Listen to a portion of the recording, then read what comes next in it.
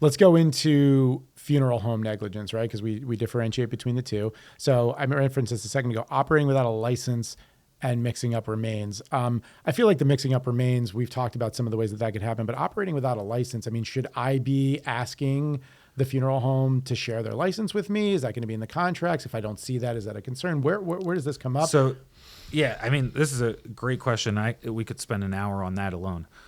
There's a couple of things that I've seen happen. Number one, they'll have a funeral home salesperson, somebody that's kind of like known in the area, will be like, hey, I heard so-and-so passed away. Let me know if you need me to do funeral services. And they're essentially selling the services of another funeral home, right? They're like a middleman for the funeral home, right? And I've seen that.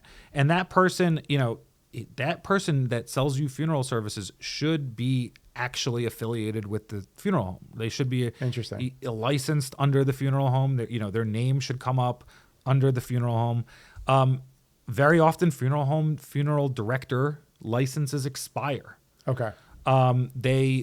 Funeral directors are actually, if I recall correctly, and again, don't quote me on this because I'm not trying to, ruffle any feathers, but my recollection is that a funeral director can only be associated with one funeral home at one time. So if you have one funeral director that's associated with 3 or 4 funeral homes, that's a problem, right? Again, my recollection, this could be incorrect, but my recollection is that they should be associated with one funeral home. So you're a funeral director for one funeral home. You can't be a funeral director for 7 different funeral homes. You can own multiple funeral homes potentially, but you got to have a different funeral director at each one.